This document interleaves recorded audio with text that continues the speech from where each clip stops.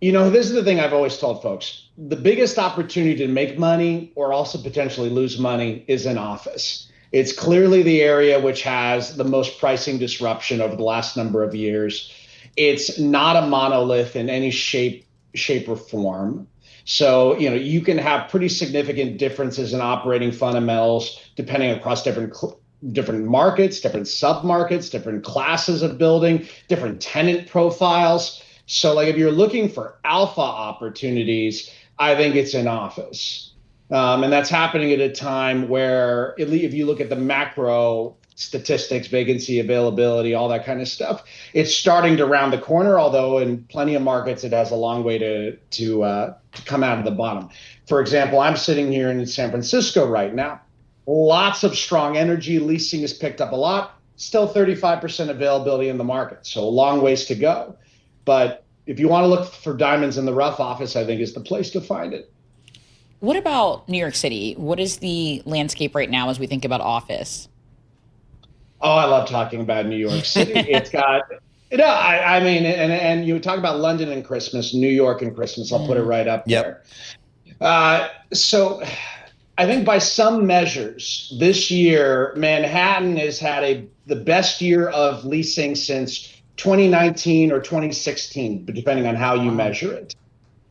We're seeing availability rates for good office buildings in Midtown Manhattan. The availability rate's 5%. Some of these big towers that are coming out, like if you are that posh hedge fund, you want to be in the top, you're talking $300 per square foot rents. So, I mean, it's just, we see kind of really strong here in New York. It's been a rebound here.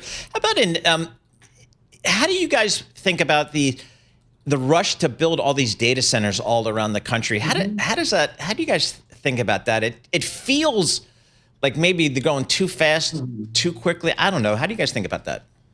I'm contractually required to say that it is all great. I think it's good overall. I think it's important. I think you put your finger on the issue. Is it too fast?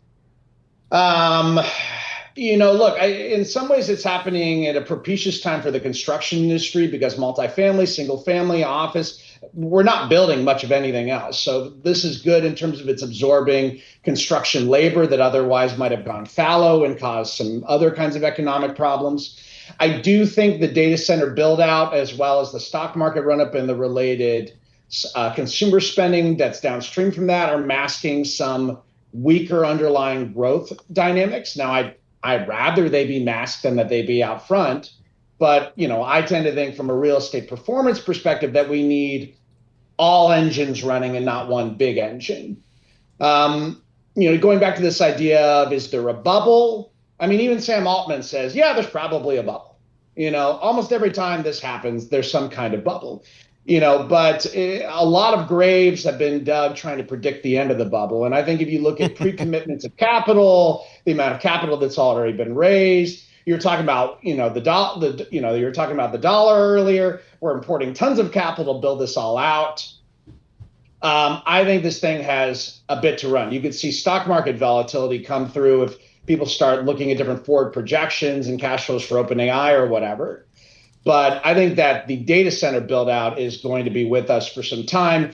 We absolutely see a lot of institutional capital, who traditionally bought office buildings and warehouses, who are looking for ways to get into the race, whether through infrastructure funds or through kind of hybrid infrastructure real estate funds. So the capital's coming and the capital sees the opportunity. David, we've been hearing of a lot of our guests being bullish on healthcare heading into 2026. How are you thinking about life sciences, labs, just healthcare facilities more broadly from a real estate perspective? So life sciences in particular, really, there's still an issue of supply.